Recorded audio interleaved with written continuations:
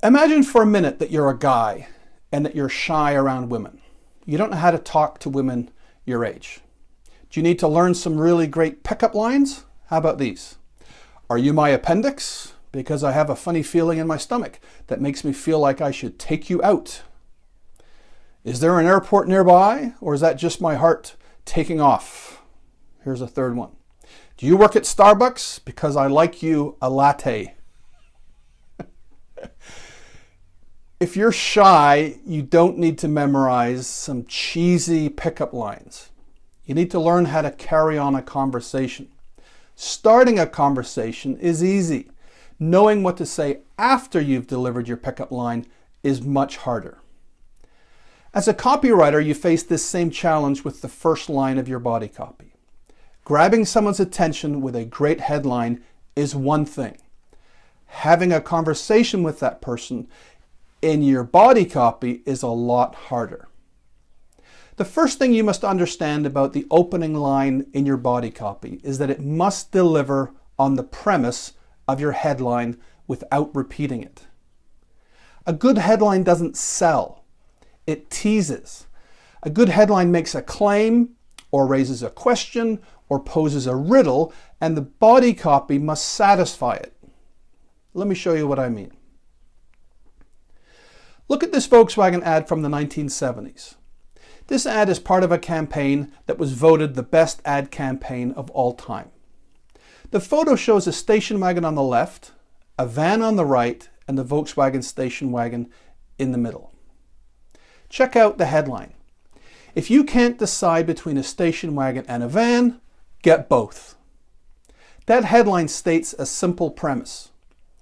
If you buy the Volkswagen station wagon, you get a station wagon and a van in one vehicle for the price of one. That visual and that headline grab your attention. You're likely asking yourself, how is that possible to get two vehicles for the price of one? So you read the opening line. Now remember, the opening line must deliver on the premise of the headline without repeating it. The opening line of the body copy is this. The 1976 Volkswagen station wagon has all the space of a van, 176 cubic feet in all, and all the plushness of a station wagon, comfortable seating for 7. That's how it's done. Here's another example. The image is typical of so many Volkswagen ads of this era. It's plain and it's unexciting. But the car doors open invitingly. Check out the headline. Take it for a test drive, see if you pass. Now there's a twist. That headline sets up a premise. When you take a Volkswagen for a test drive, you are the one being tested, according to this headline. Naturally, with a provocative headline like that, you expect the opening line of body copy to deliver on that premise. Here's what the first line says. The real test in a Volkswagen is to see if you know what driving really is. If you think you're driving in other cars, then what you do in a Volkswagen is something else. There. You see what the copywriter did? The opening line answers the question that the headline prompts. When you test drive the Volkswagen, the test is to see if you know what driving is all about. Here's my final example. The picture shows a Volkswagen for sale by the owner. The headline says, one of the nice things about owning it is selling it. That headline establishes a clear premise, namely this: selling your Volkswagen is a pleasant experience. You're probably asking, in what way is it pleasant?